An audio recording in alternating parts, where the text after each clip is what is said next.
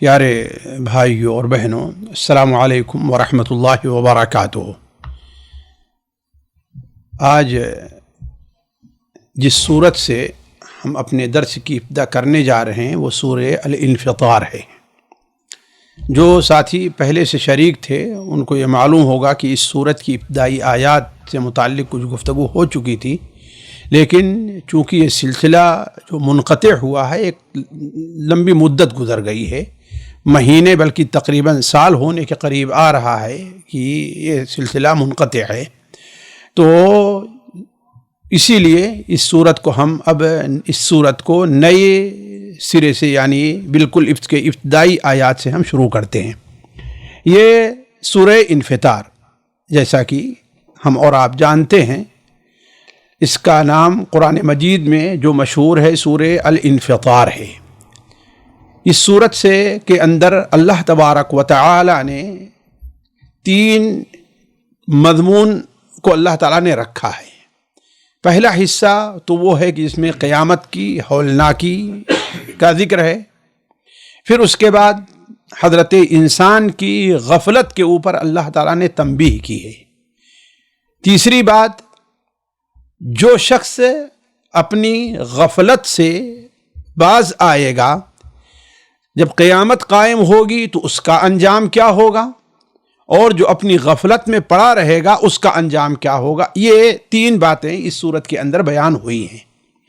اس صورت کے اندر ابتدا میں اللہ تبارک و تعالیٰ نے قیامت کے دن، قیامت کے وقوع کی جو ہولناکیاں ہوتی ہیں، پھر قیامت کے دوبارہ سور پھونکنے کے بعد جب اٹھائے جائیں قیامت کے دن کے جو معاملات پیش آئیں گے ان میں سے بات کا ذکر کیا ہے، اور قیامت کی ہولناکیوں کا ذکر اتنے خوفناک انداز میں ہے کہ اس کا اندازہ آپ اس سے لگائیں کہ سنن ترمذی وغیرہ میں نبی کریم صلی اللہ علیہ وسلم کا فرمان ہے کہ من سرہ، جس شخص کو یہ پسند ہو کہ قیامت کا قائم ہونا اپنی آنکھوں سے دیکھے، اپنی آنکھوں سے گویا کہ وہ دیکھ رہا ہے کہ قیامت کا وہ کیا منظر ہے، تو اسے چاہیے کہ سورہ تکویر یعنی جو اس سے پہلے آئے ہے، جس کی تفسیر اگلی مجلس میں آئے گی، اور سورہ الانفطار اور سورہ الانشقاق کو پڑھے۔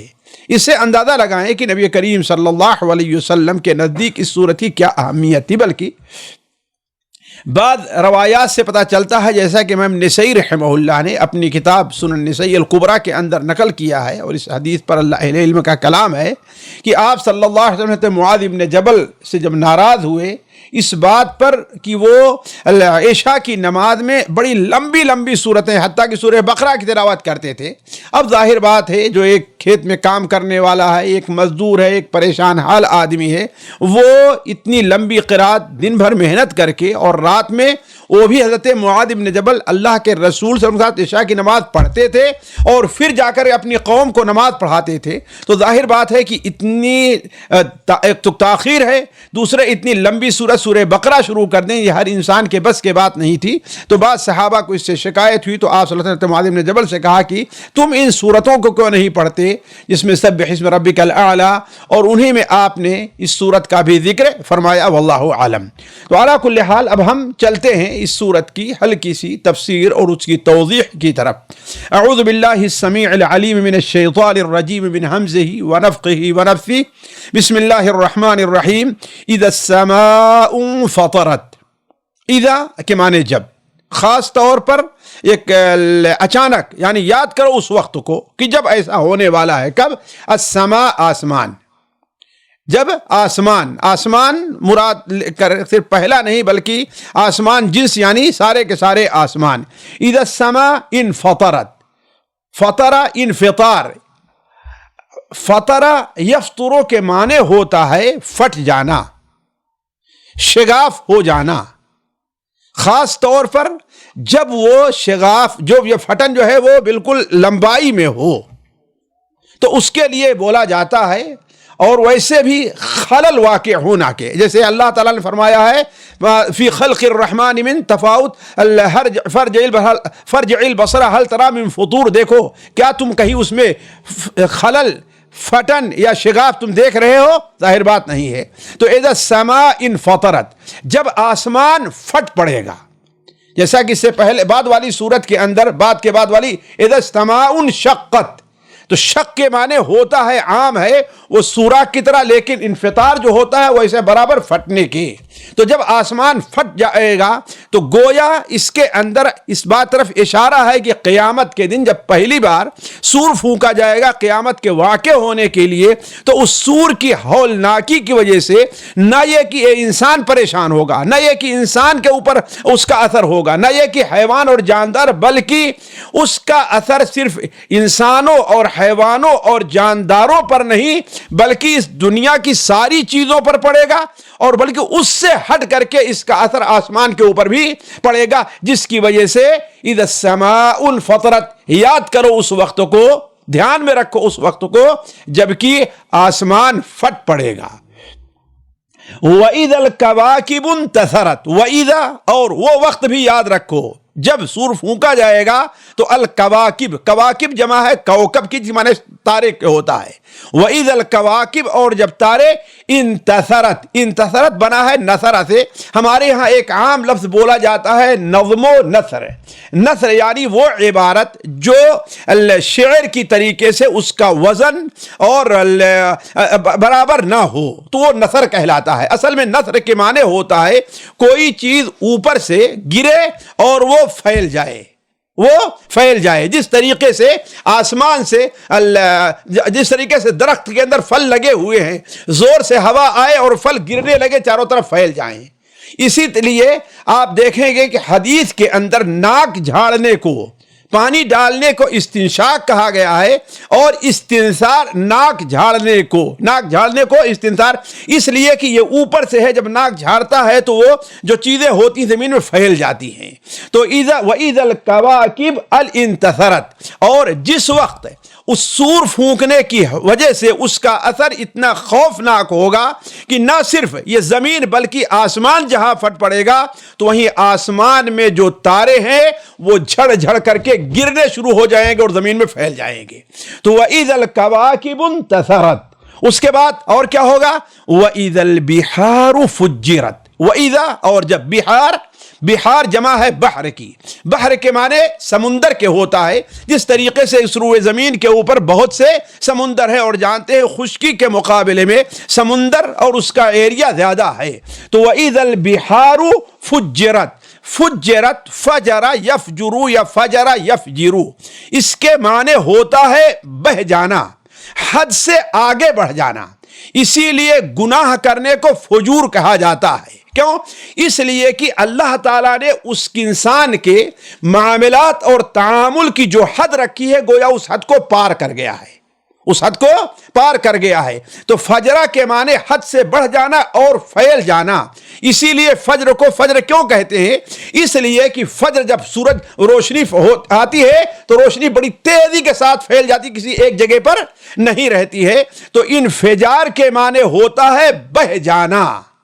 تو وَإِذَا الْبِحَارُ فُجِّرَتْ، اور جب سمندر بہ جائیں گے، یعنی اس سور پھونکنے کا اثر ایسا ہوگا کہ ساری زمین کے اوپر جب زلزلہ آئے گا تو خوشی تری اور تری خوشی کے اندر خشکی تری کے اندر، اور جو تری کا علاقہ ہے یعنی پانی کا وہ جو ہے خشکی کے اوپر آ جائے گا، اور سمندر اپنے حدود کو پار کر کے، اللہ نے جو اس کے حدود رکھے اس حدود کو توڑ کر کے وہ خشکی کے اوپر پھیل جائے گا. اور ایسے پھیلے گا کہیں ایک جگہ نہیں، بلکہ جیسے کہ ہم نے کہا فجور ایسے پھیلنے کو کہتے ہیں جو بالکل بڑی دور کے اندر ہو اور بڑی چوڑائی کے اندر ہو. اسی لیے ہم نے کہا فجر کو فجر کہا تھا، کیوں؟ اس لیے کہ روشنی پھیلتی ہے. تو اسی طریقے سے سمندر کا پانی خشکی کے اوپر پھیل جائے گا، اور جیسا کہ آگے آئے گا اس سے متعلق.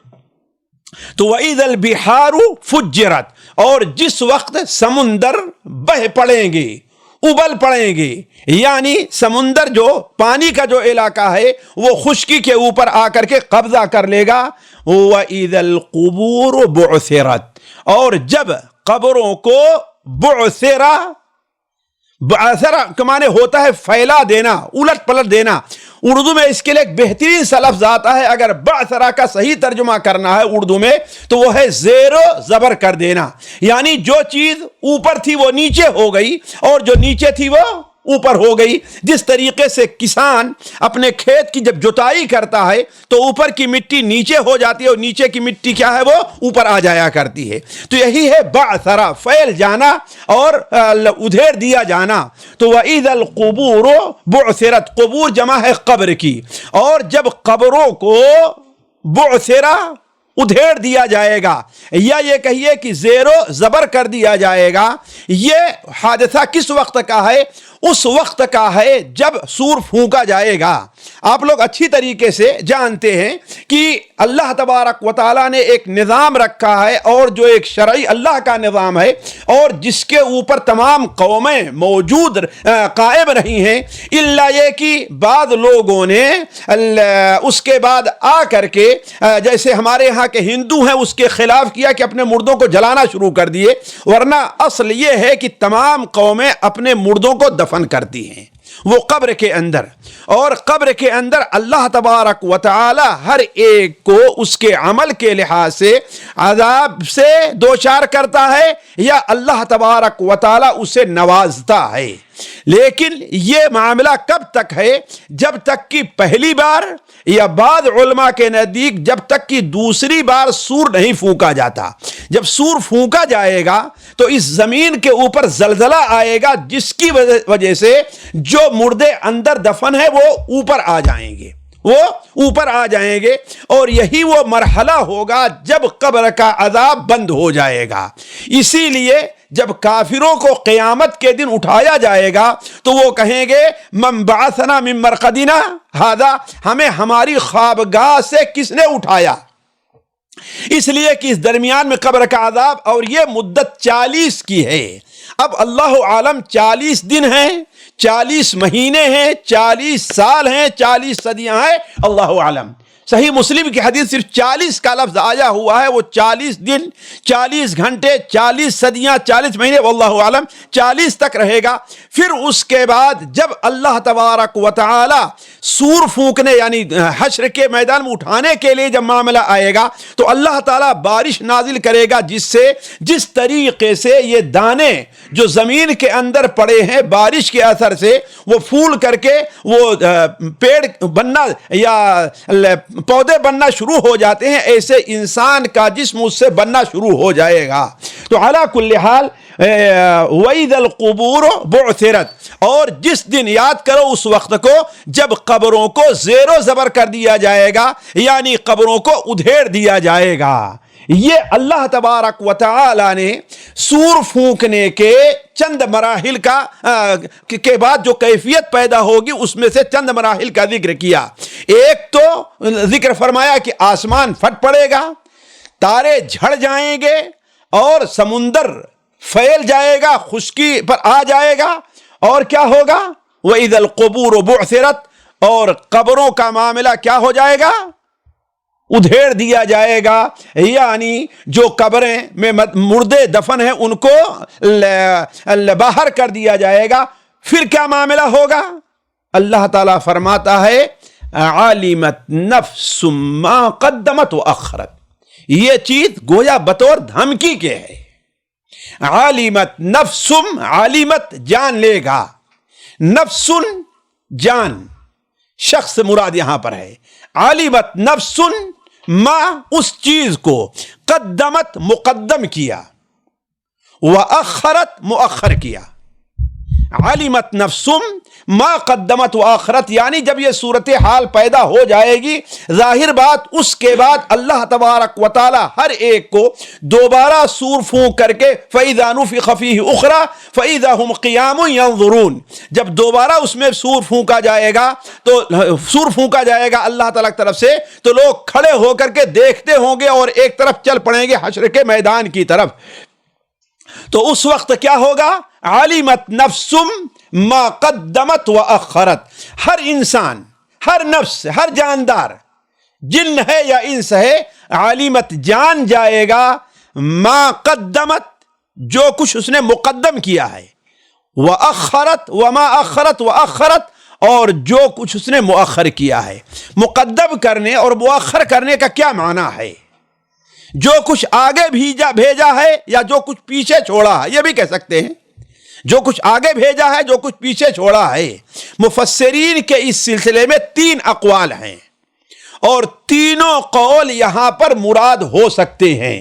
ہم نے اس سے پہلے بھی کہا ہے کہ قرآن مجید کے اندر اللہ تعالیٰ اگر کوئی ایسا لفظ استعمال کرتا ہے جس کے ایک سے زائد معنی ہوتے ہیں اور ہر معنی ایک معنی مراد لینے میں دوسرے سے کوئی ٹکراؤ نہیں ہوتا، تو تینوں معنی مراد لیے جائیں گے. یہ قرآن مجید کا اعجاز ہے کہ لفظ ایک بول رہا استعمال کرا اللہ تبارک و تعالی، لیکن اس کے معانی 3 ہو رہے ہیں. تو اللہ تعالیٰ نے فرمایا کہ علمت نفس ما قدمت واخرت. ہر نفس، ہر شخص جان جائے گا ما قدمت، جو کچھ اس نے مقدم کیا، وما واخرت، اور جو کچھ مؤخر کیا. اس کا 3 مفہوم لیا گیا ہے. ایک معنی تو یہ ہے کہ جو نیک عمل اس نے کیا، اور دوسرا کیا ہے؟ واخرت، اور جو نیک عمل اسے کرنا چاہیے تھا لیکن اس نے چھوڑ دیا، مؤخر کر دیا. کہتے ہیں نا، اس کو ہم نے اس کو پیچھے ڈال دیا ہے، یعنی ہم وہ کام نہیں کریں گے. تو گویا اس دن انسان کے سامنے دونوں چیزیں پیش ہوں گی. یہ نیک عمل ہے جس کا تم سے مطالبہ تھا اور تم نے کیا ہے، لیکن ان نیک اعمال کا یا ان برے اعمال کے چھوڑنے کا تم سے مطالبہ تھا، تم نے اسے نہیں کیا. اگر کرنے کا مطالبہ تم نے کیا نہیں اور چھوڑنے کا مطالبہ تم نے چھوڑا نہیں، تو گویا کہ اللہ تبارک و تعالی وہاں پر انسان کے جو نیک عمل ہیں ان کا بھی حساب لے گا اللہ تعالی، اور جہاں پر نیک عمل چھوڑ دیا ہے اللہ تعالیٰ اس سے متعلق بھی اس سے بعد پرس کرے گا. اسی لیے انسان کو یہ چیز ہمیشہ سامنے رکھنی چاہیے، اور میں ہمیشہ کہتا ہوں کہ ہمیں قرآن کو اس لحاظ سے پڑھا جائے، اس ناحیے سے کہ ہمیں اس سے کیا سبق ملتا ہے، کیا عمل لینا ہے. ایک چیز ہے، مثال کے طور پر ہمارے پاس وقت ہے، ہم راستے میں جا رہے ہیں، ایک غریب ہے، مسکین ہے، فاقہ سے ہے، اور وہ کچھ ہم سے مانگ رہا ہے اور ہم اس کو دے سکتے ہیں، ہمارے پاس استطاعت ہے، ہم دے سکتے ہیں، اور ہم بغیر دیے ہوئے گزر جائیں. یا اس سے بھی واضح بات، ہم راستے میں جا رہے ہیں، اللہ نے ہمیں گاڑی دی ہے، ہم یہ دیکھ رہے ہیں کہ سخت دھوپ ہے، ایک مزدور ہے بیچارہ راستے میں کھڑا ہے، ہم اس کی مدد کر سکتے، اللہ یہ کہ اگر قانونی طور پر کوئی رکاوٹ ہے تو الگ مسئلہ ہے.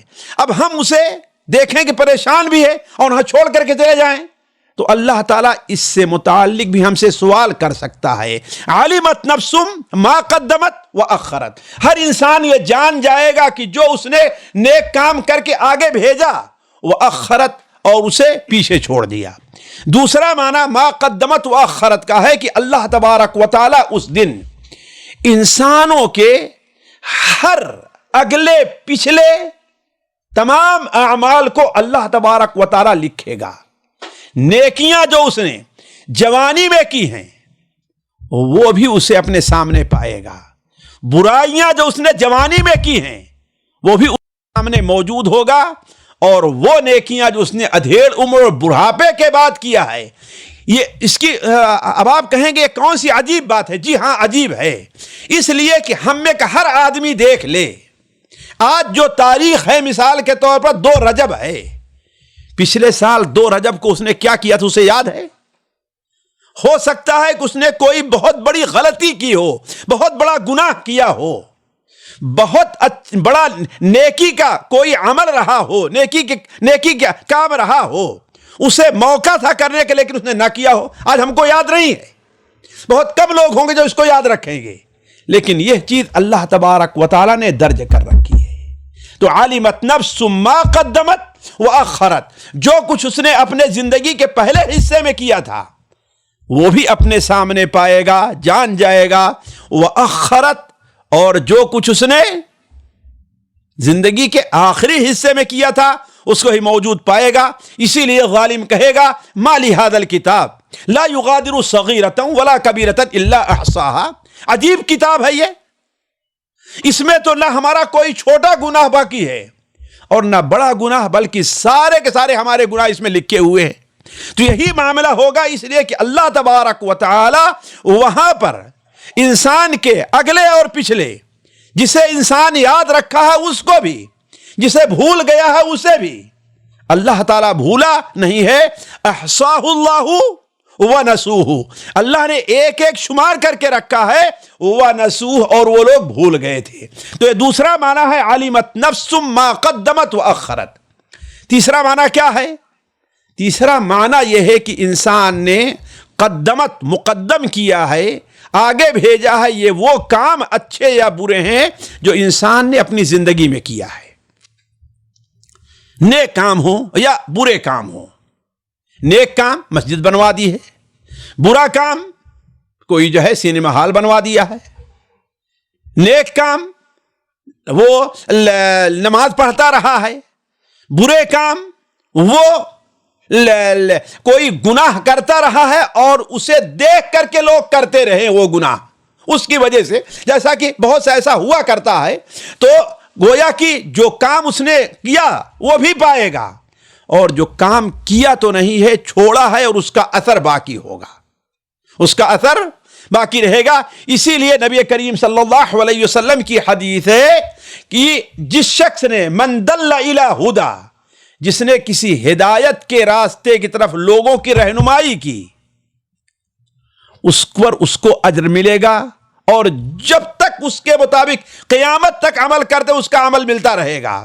لیکن جس نے کسی برائی کی طرف ہدایت دی، رہنمائی کی، برے کام کی طرف، تو یہ ان لوگوں کے لیے بڑی تنبیہ ہے جو یہ سمجھتے ہیں کہ جو کچھ ہم نے نیک اور بد کیا ہے اس کا معاملہ اسی دنیا تک ہے۔ اسی دنیا تک نہیں ہے۔ ایک شخص ہے کسی کو قرآن پڑھنا سکھا دے رہا ہے، تو اگرچہ اس دنیا سے چلا جائے گا، لیکن جب تک وہ بندہ قرآن پڑھتا رہے گا اس کو بھی ثواب ملتا رہے گا، اور وہ جس کو قرآن پڑھائے گا، یعنی قیامت تک جب تک یہ سلسلہ چلتا رہے گا اس کو اس کا ثواب ملتا رہے گا۔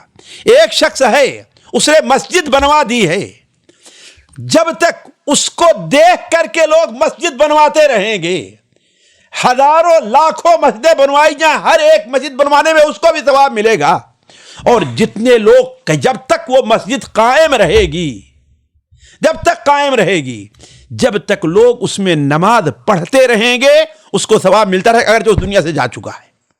اسی کے برخلاف آپ دیکھ لیجئے، کسی نے کوئی بری چیز سکھا دی ہے، کسی بری چیز کی رسم اور بنیاد رکھ دی ہے، اس کی وجہ سے وہ برائی کرتے رہے ہیں، وہ برائی کرنا شروع کیے۔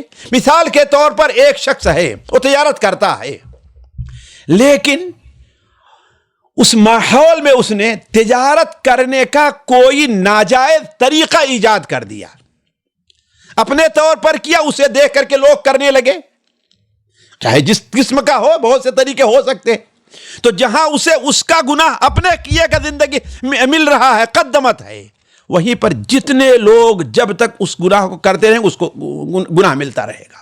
تو علمت نفس ما قدمت وآخرت، یہ ساری چیزیں اس کے اندر داخل ہے کہ علمت نفس، ہر انسان یہ جان جائے گا، ہر جاندار یہ جان جائے گی کہ ما قدمت، جو نیک عمل اس نے اپنی زندگی میں کیا ہے، وما اخرت، اور جن نیک عمل کی اس نے بنیاد رکھی ہے، اسی طریقے سے جو برا عمل اس نے زندگی میں کیا ہے اور جس برے عمل کے کرنے کا ذریعہ کوئی چھوڑ کر کے جا رہا ہے، تو علمت نفس ما قدمت واخرت، یہ ایک مرحلہ ختم ہو گیا جو قیامت کی ہولناکی کا ہے۔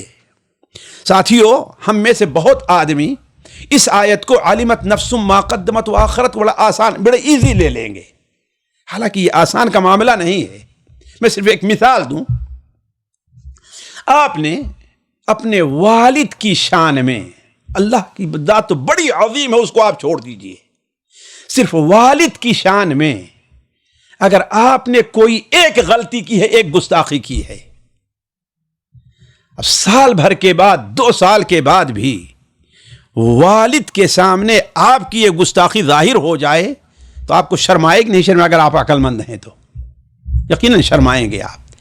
تو چاہے جائے کہ اللہ قادر مطلق، جس کی عظمت کا ہم اور آپ اندازہ نہیں لگا سکتے، اس کے سامنے ہماری یہ غلطی واضح ہوگی تو کتنی رسوائی ہماری ہوگی، ذرا سوچیں کتنی رسوائی ہوگی. تو یہ آیت بڑی سخت تنبیہ کر رہی ہے لوگوں کے لیے جو اللہ تبارک و تعالیٰ کے حقوق کی پامالی کرتے ہیں.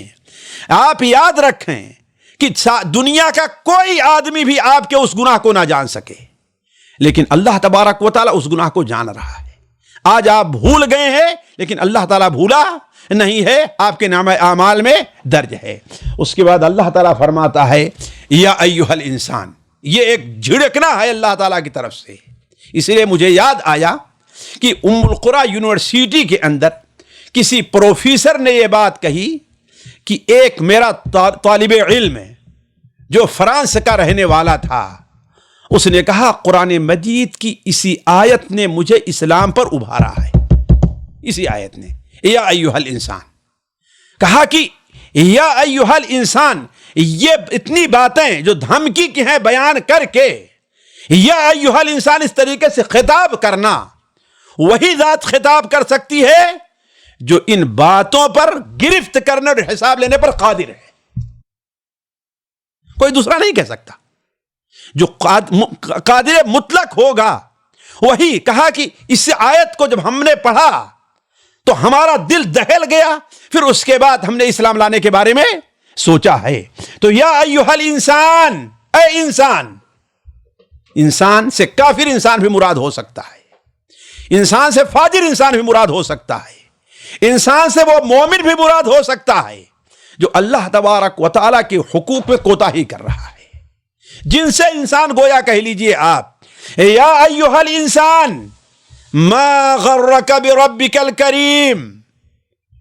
تیرے رب کی قدرت یہ ہے کہ صرف ایک سور وہ نہیں، اپنے ایک مخلوق کے ذریعے وہ سور پھونکوائے گا جس سے یہ بلند بالا آسمان پھٹ پڑے گا، جس سور کے اثر سے یہ تارے جھڑ جائیں گے، جس سور کا اثر یہ ہوگا کہ آج اگر ذرا سوچیں، ایک جگہ سمندر کے اندر، ایک جگہ سمندر کے کنارے، جیسا کہ ابھی ہمارے ہاں اتراکھنڈ کے اندر ہوا، ذرا دیکھیں، صرف ایک معمولی سا اس کا اثر ہوتا ہے، معمولی سا اثر ہوتا ہے.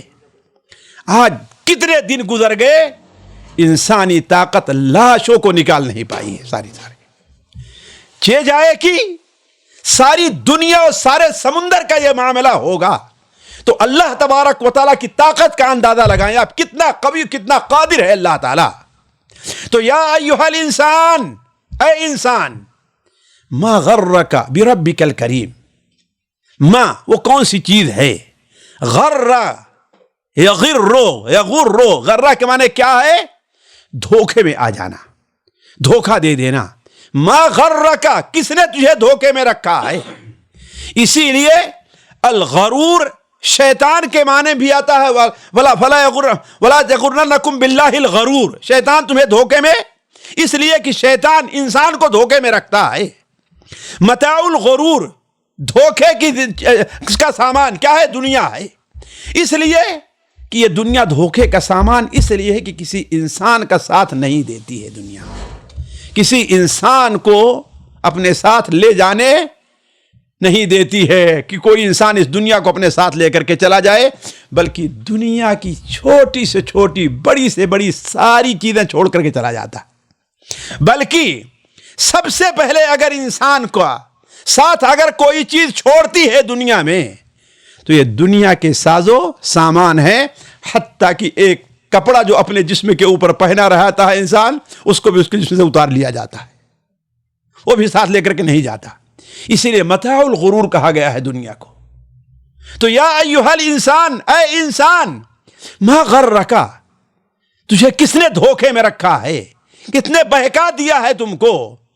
بربک الکریم، تیرے رب سے، تیرے رب کے بارے میں. اللہ تعالیٰ نے یہاں پر رب استعمال کیا، اللہ نہیں استعمال کیا. رحمان، رحیم، غفور، ودود نہیں استعمال کیا، رب استعمال کیا ہے. اس لیے کہ رب کے معنوں میں ایک معنی مالک کے بھی ہوا کرتا ہے. ہمارے ہاں جو رب کا معنی صرف پروردگار کہا جاتا ہے، اس کا بڑا مختصر سا معنی ہے. رب کا ایک معنی جہاں خالق کے ہے، وہاں مالک کے ہے، اور تیسری چیز یہ ہے کہ تصرف کرنے والے کے ہے اللہ تعالیٰ ہی ہمارا خالق ہے، ہمارا مالک ہے، اور ہمارے بارے میں مکمل تصرف کرنے کا حق کیا ہے؟ اللہ تعالیٰ کو ہے۔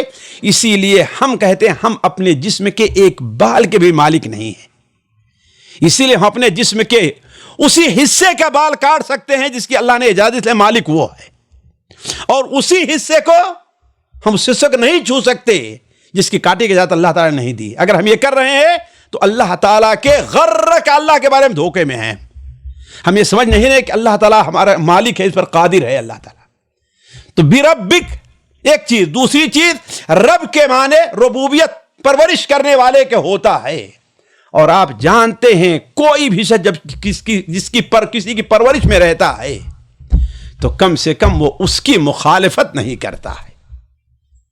یہ بہت بے ادبی کی بات مانی جاتی ہے کہ کوئی شخص کسی کے گھر میں کھا رہا ہے اور پھر اس کی بات نہ مانے، لوگ کہیں گے عجیب آدمی۔ تو ہم اپنے رب کے بارے میں کیسے دھوکے میں ہیں؟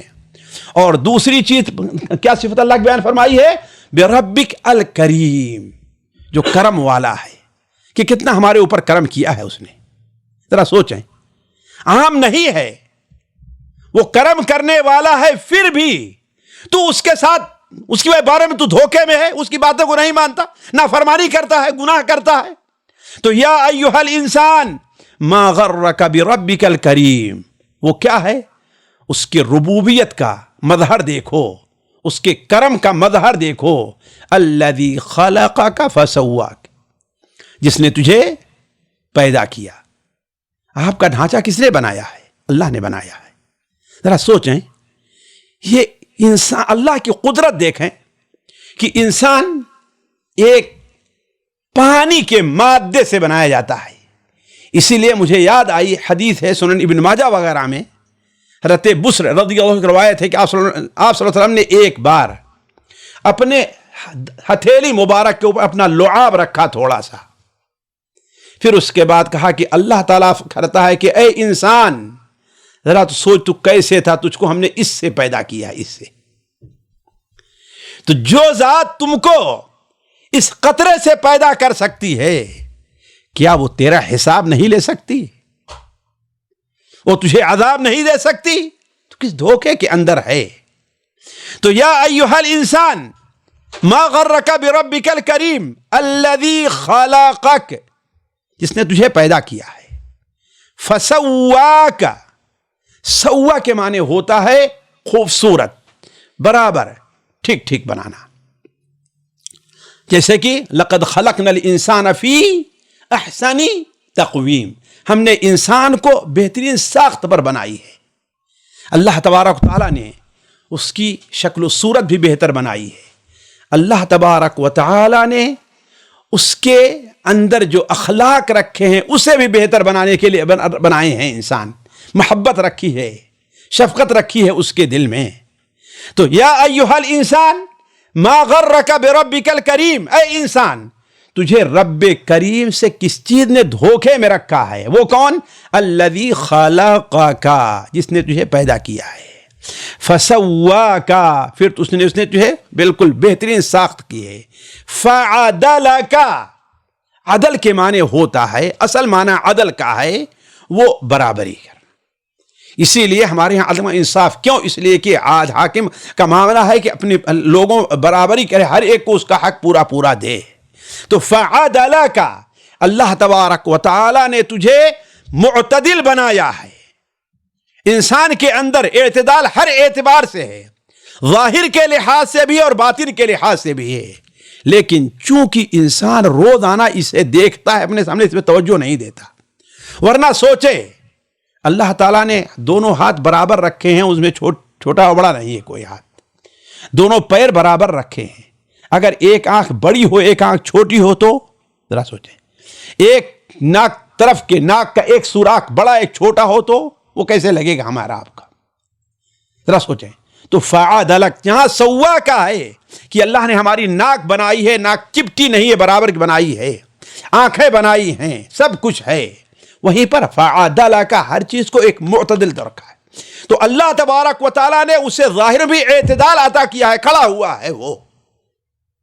جانوروں کے طریقے سے اللہ نے اسے 4 پیر یا پیٹ پر ریگنے والا اسے اللہ نے نہیں بنایا، معتدل بنایا ہے وعدلک. اور عقل کے باطن کے لحاظ سے بھی اللہ تعالیٰ نے، آپ جانتے ہیں ہمارے جسم کے اندر سوگر بھی ہے، نمک بھی ہے، ہمارے یہاں صفرا بھی ہے، سودا بھی ہے، ساری چیزیں ہیں. اللہ تعالیٰ نے اپنی تخلیق کے لحاظ سے ہر ایک کو ایک اعتدال میں رکھا ہے.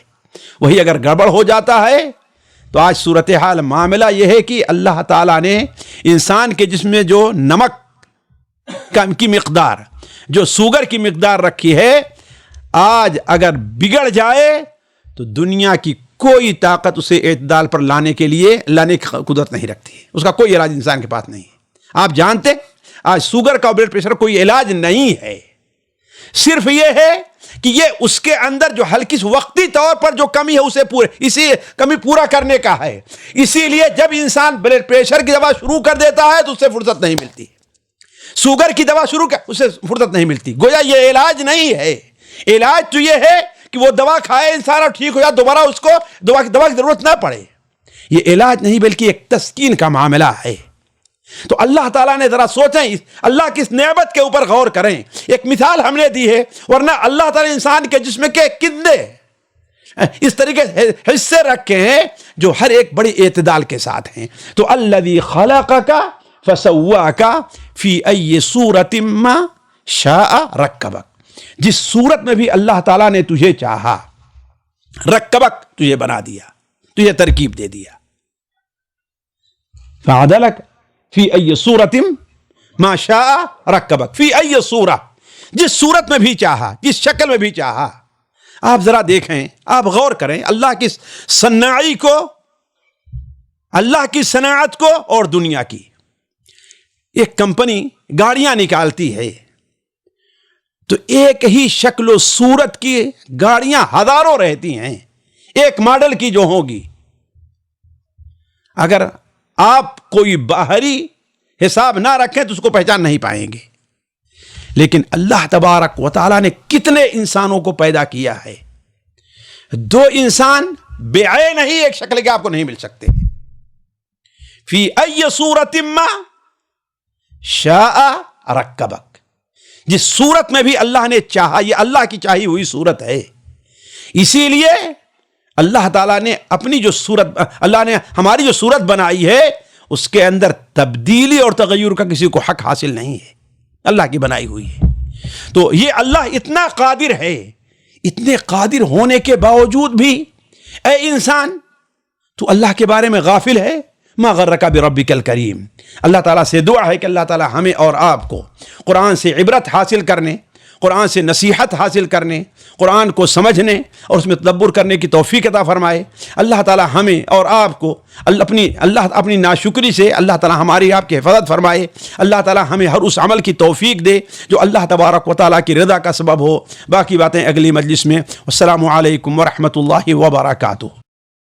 سامعین کرام، ہمارے علمی اور عوامی دروس اور سوال و جواب کی مجلسوں سے آپ خود بھی مستفید ہوں اور اپنے دوست و احباب کے ساتھ بھی شیئر کریں. عین ممکن ہے کہ آپ کے شیئر سے کسی کی اصلاح اور آپ کے لیے صدقہ جاریہ بن جائے. واٹس ایپ پر اسلامک میسج حاصل کرنے کے لیے نمبر نوٹ فرمائیں: یعقوب عزیز 00966 5089595707. واٹس ایپ سوال جو آپ گروپ میں ایڈ ہونے کے لیے نمبر نوٹ فرمائیں: عبدالسلام عمری 00966 502627 نمبر بھیجتے ہوئے نام اور پتہ ضرور لکھیں. اسی طرح ہمارے یوٹیوب چینل اسلامی دعویٰ کو ضرور سبسکرائب کریں تاکہ ہماری ہر نئی اور اہم ویڈیو کی اطلاع آپ کو فوری حاصل ہو جائے. تمام دروس، مقالات اور سوال و جواب سیریز کے لیے ہماری مشہور ویب سائٹ www.islamidawah.com کا مشاہدہ کرتے رہیں. السلام علیکم ورحمۃ اللہ وبرکاتہ.